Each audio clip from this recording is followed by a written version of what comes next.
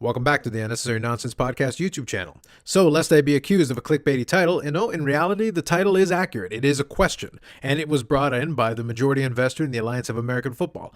Is the Alliance of American Football going to fold?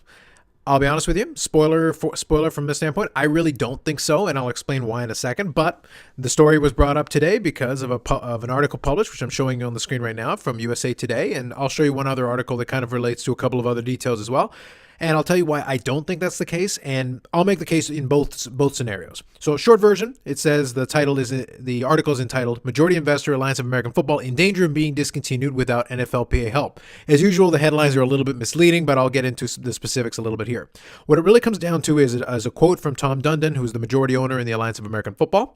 So he says, "If the Players Union is not going to give us young players, we can't be a development league," said Dundon.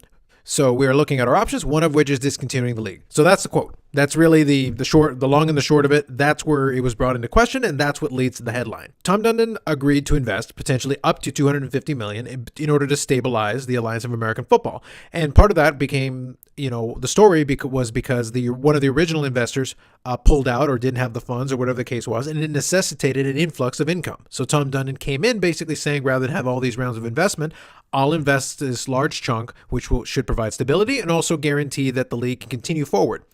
Now, my issue with kind of the way this is presented is that I'll take Tom Dundon at face value based on that quote, regardless of whether he intends to go through with it or not. Part of the reason why a lot of folks throw out the possibility that this is a tactic to try to pressure the NFL Players Association into playing ball with them is that, understandably, Tom Dundon wants his investment to do well as soon as possible. Part of that becomes getting the blessing of the NFL as an official developmental league, becoming basically a AAA baseball to the NFL's Major League Baseball. By being that, they pretty much guarantee their stability going forward. By having that designation, then they can have players, with third-string quarterbacks, players who need a little bit more development, but need a place to play. So that guarantees them, a future going forward. The truth is, though, the Alliance of American Football could go on regardless because they already have players under contract. And those players can still go to the NFL if that's what they want to do. A more sustainable, logical model would be to continue to develop that and then make a better case. Like right now, the case is being made, the product has been improving. And as far as television is concerned, like if you're watching some of these games, some of them are going down to the wire, and you actually had an overtime game this week, which was actually a very interesting game to watch. You can say the level of football is not up to the NFL level, but, well, obviously, you're not getting NFL players. But the potential for the development in the league is what is the selling point. So that point here was made a little bit here. The AAF is hoping to get permission to use practice squad players, particularly the number 3 quarterbacks and young linemen, starting next season. So this all makes complete sense from Tom Dundon's standpoint. But a lot of it really comes down to impatience and kind of, if you want to take the standpoint of, if he's genuinely considering it, to be honest, he's stupid.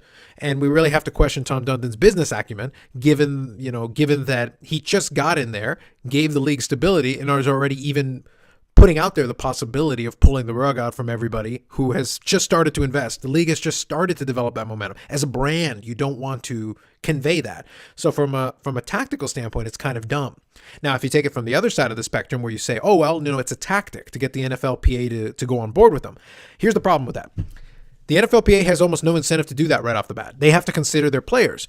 Giving the players the option, or encouraging the players to go over to the league, gives its own set of issues. And really what it comes down to, and kind of what's alluded to here, is the person said the Players Union is founded on the belief that using active NFL players and practice squad players would violate the terms of the CBA. So we're not going to get into the particulars of that.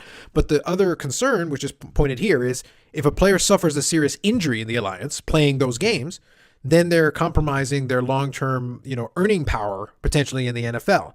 Because if you're playing those games and you get hurt, then, NFL contracts predominantly are not guaranteed. So that's a big risk, especially for these lower-end players.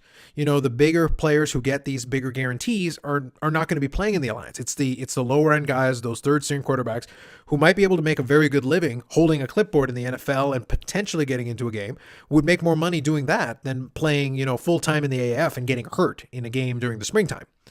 So while it's understandable why the AAF would want it, it makes sense. And the idea of having a real professional minor league or developmental league to the NFL has value. The league just got started. Tom Dundon is kind of overplaying his hand early because in reality, he's basically threatening the NFLPA with a gun that has no bullets. The strategy of, oh, well, if you don't give me what I want, I'm going to blow this thing up. The NFLPA is going to go, well, so what? Why would we care about that? There is potential. As far as a negotiating tactic is concerned, it makes no sense. You don't have any leverage. And it's also kind of a very bad way of working with a partnership that is just starting to develop. You're on the NFL network, but it doesn't mean you're a partner with the NFL. But at least you're on the radar screen. And Jerry Jones has already shown at least some interest in the AAF as far as, showing some support. He did an interview wearing an Alliance hat, and they moved the championship game from Las Vegas to Jerry Jones' facility in Fresco, Texas. So there's at least some support there. So the idea, probably a smarter strategy would be to build off of that support. Start there and kind of work your way into it. You should be targeting the original target, as far as a lot of what I've seen, is that, the AAF was looking to do that potentially in a season 2 or season 3. It wasn't expected to be. So I'll look at this other article here to show you. So I'll include both these articles in the description in case you want to read them. So the threat doesn't make a lot of sense, as I said, because, the original kind of strategy going forward was going to be that, potentially a couple of years into the league. So here we go. The current AAF management had the goal of building up its own brand before potentially becoming a feeder system to the NFL by year 3, which is a more reasonable timeline. But Dundon pivoted and immediately began pushing for the AAF to become a minor league. That impatience could potentially be an extremely unfortunate circumstance for the Alliance's future going forward. So I'm neither pessimistic nor optimistic. But if it's a ploy, it's a terrible ploy because you just overplayed your hand. So if the NFLPA doesn't cave, what are you going to do?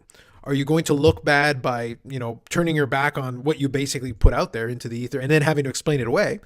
Or are you actually going to go in and, after putting, reportedly $70 million of your money into it so far, cutting a league off at the knees that actually has the potential to, consistently going into your first your first playoffs and your first championship game and having this potential to build this brand that is just getting off the ground, you're going to cut yourself off at the knees and throw away the money? That seems to be like a really bad business strategy to me, but that's strictly my opinion. So, what do you think? Obviously right now we've got almost nothing to go off of. It's just, a quote from a USA Today article and, speculation, because from there, we don't really know what it is that they have in mind as far as what Tom Dundon was really thinking. Did he have one idea? Was he sold on one potential scenario? And did he suddenly change his mind owning the league? Did he just get impatient? Did he not feel like, seeing this thing through into a second season before having some kind of guarantee? And if that's the case, that's really unfortunate because the league has already shown the potential to be able to build. The crowds they're getting in San Antonio are really a really good indicator. San Antonio, I don't think, is going to get an NFL team anytime soon. So it's an opportunity to have a market already that is interested in football, but may not be in a position to get an NFL team for some time. So what's the problem in having and taking advantage of these markets and building up them? Orlando is a really good team. They could potentially do very well, and their attendance is starting to pick up as well. Long term, taking a long-term view on the Alliance of American Football is probably a better way to go about it. And Tom Dundon sold himself right at the beginning by being that he, by making this large potential investment, he was basically saying that he would be willing to be patient, and then almost immediately pivots on that, which is really unfortunate. So from my standpoint, long story short, I don't think he's going to pull the trigger on that. If he does, it would be a really terrible business move from his part, and it would be really unfortunate for everybody that's already invested time and energy into this league. And then I don't know, going forward, even if that comes to pass and we go down that route, I don't know what that means for the nascent XFL, because the nascent XFL right now has nothing going for it other than the big names that it keeps signing for at the executive office or in the coaching ranks. Right now, they have no guarantee that they're going to be any better served to be able to get those players. Even if they get the exact same players that the Alliance has now, what does that mean going forward? Would they become a minor league for the NFL? So would, Tom Dundon be completely giving up on a season of investment where you've already laid the groundwork and already set some foundation for a league to go, and then completely hand it over to the XFL who's starting from scratch? To me, that doesn't seem like a very good business strategy, but, it's Tom Dundon's money, not mine. So that's my opinion. What do you think? We'd be happy to hear any comment and reply to any comments that we get. Otherwise, we'll continue to go forward. And this weekend, if you're looking at the channel for the first time, this is a supplement to a weekly podcast that I do with my co-host Dave, where we talk about different sports topics, but with a lot of emphasis on football, especially lately. And we're probably going to talk about this topic in a little bit more depth. So for now, that's it from this Unnecessary Nonsense Pod Extra, and we'll see you next time.